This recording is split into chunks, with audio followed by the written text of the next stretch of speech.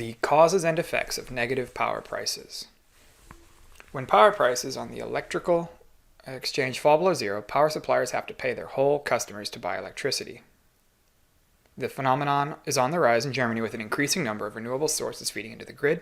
This fact sheet explains how and why negative power prices arise, what the effects on consumer power prices are, and what can be done to prevent them, and whether Germany loses out by exporting power at negative prices. The renewables have made negative prices increasingly common. The rising share of renewable power has made power prices much more volatile in Germany, and negative prices have become a fairly common phenomenon. In 2017, electricity reached its lowest average price on 29th of October when a combination of strong wind power output and low demand pushed the daily average down to minus... Sorry for the hiccup. When a combination of strong wind power output and... In 2017, the electricity reached its lowest average price on the 29th of October, when a combination of strong wind power output and low demand pushed the daily average down to minus 52 euros per megawatt hour.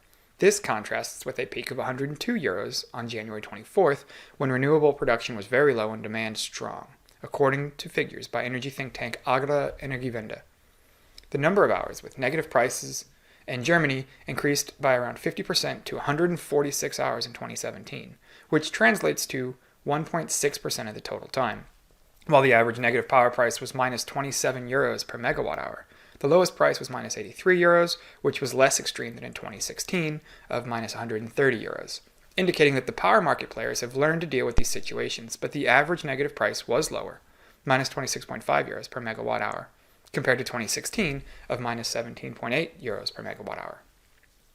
How does power trading work, and how do negative prices occur? Prices in the power market are determined by supply and demand. On the German day-ahead power exchanges, EPEX Spot SE power producers bid certain amounts of power for a certain price, while buyers lodge into the order book how much power they're willing to buy at a given price. This is done by 12 o'clock every day for all hours of the following day. When putting the bids for selling and buying in order, the two curves can be drawn. The point where the trajectories meet marks the market clearing price, the price that is paid to all successful bids. So here's who's willing to buy, here's how much they're willing to sell for. So figure 1 diagram of how the power price is found at the electricity exchange. Power station operators bid their respective amounts of power for every hour of the day into the market at a certain asking price. Buyers lodge their bids. The merit order leads to the cheapest offer, determining the market clearing price. That's this graphic. So, the negative power prices on the electricity exchange occur when a high and inflexible power generation appears simultaneously with low electricity demand. This is often the case on public holidays such as Christmas or Pentecost, particularly in hours of predictable, high renewable power supply, or for lots of wind and sun. Power producers offer their electricity for negative prices on the exchange. This is often done by marketers of renewable power, but also by conventional power stations like nuclear and lignite plants. In this event, the market clearing price can be set below zero. So here's your demand. You can see this weird thing where it's like less than zero. They need to get rid of it most likely. So why do power supply and demands have to be matched on the exchange? Power can currently not be stored at large scale in the German electricity system. To keep the power grid running stable at a frequency of 50 Hz, the amount of electricity fed into the system and power demand have to be kept equal. This balance has to be achieved by closely matching supply and demand, something that the power market has to deliver apart from its other purpose of shaping the trading price for electricity. Reasons for the negative power prices. So negative power prices were introduced to the German intraday market in 2007, and the German-Austrian day-ahead market in 2008. Electricity exchange points out that negative prices are not generally a bad thing. They provide incentives to utilities to make their power stations more responsive to changing conditions on the power market, and offer companies new business opportunities by adopting demand.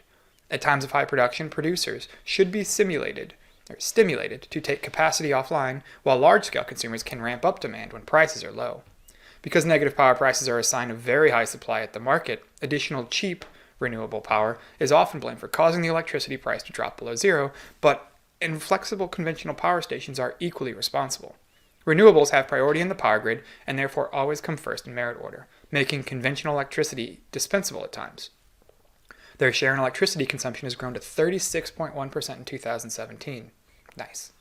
However, times featuring the right conditions or so renewables can nearly cover Germany's entire electric demand are so far extremely rare. On New Year's Day 2018, renewables hit a symbolic milestone by accounting for about 100% of power consumption for the first time at around 6 a.m. You can see Germany's fact sheet on renewable generation peaks remain shrouded in the data fog to find out more about the difficulty of proclaiming renewable records. But even at times of very strong renewable production, conventional power plants, i.e. hard coal, lignite, and nuclear power stations, continue to feed power into the grid.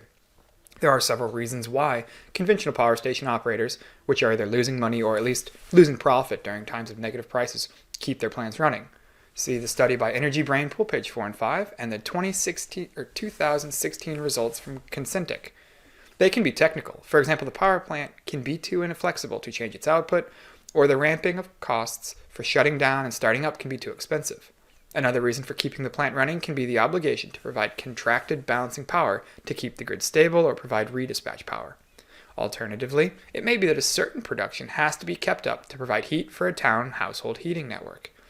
Those plant operators, which have already sold that power at the longer-term future markets, face no extra costs when they let their units run. They're merely losing profit that they could make by buying cheap power to supply their customers instead of producing their own. The effects of negative power prices on consumer power prices. Renewable power producers receive guaranteed feed-in payments for every kilowatt hour they produce, as their power is sold at the electricity market, either by the transmission grid operators or directly by renewable marketers. Part of this feed-in remuneration is covered from the market price for power. But whenever the wholesale price is lower than the feed-in tariff, which is most of the time, the difference is made up from the renewable energy surcharge, a levy that almost all customers pay with their power bills. When the wholesale electricity price is high, the EEG surcharge is low, but when the market price drops below zero, the difference payable via the levy increases, and therefore puts a burden on the customers. The EEG surcharge is fixed every year in advance based on assumptions about future electricity generation and market prices. The Renewable Energy Act stipulates that the large renewable installations do not receive feed-in tariffs anymore when the price on the exchange is negative for 6 consecutive hours.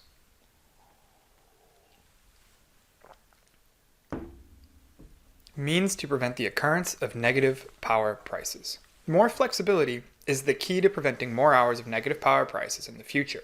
A study by Fraunhofer IC and other institutes for the Ministry for Economic Affairs and Energy states, BMVI, the supply side, the more flexible conventional power plant ramping, renewable installations providing balancing power, non-fluctuating renewables like biogas and hydropower, and the demand side, or large industrial power customers, power to heat options, and increasingly, storage, could both become faster at adjusting to high input from renewable electricity generation.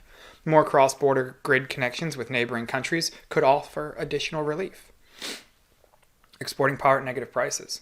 Despite press reports suggesting Germany is losing out by paying neighboring countries to use its electricity, actual volumes of power exported at negative prices are comparatively small. According to Agora Energiewende, the value of all the power exported at negative prices amounted to around minus 40 million euros in 2017. This compares to the total power exports worth 2.7 billion euros in 2016 and 2.3 billion euros in the period from January to October 2017, according to official statistics. Given that Germany is a net exporter because import volumes are much lower, the national power trading surplus was around 1.7 billion euros in 2016 and 1.4 billion euros from January to October 2017.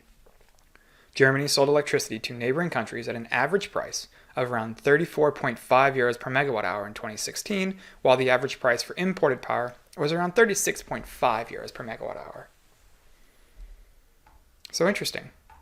So, if you didn't know, basically this just said that the negative price of electricity comes from having too much generated at a low cost that needs to be sold and not having enough people to buy it.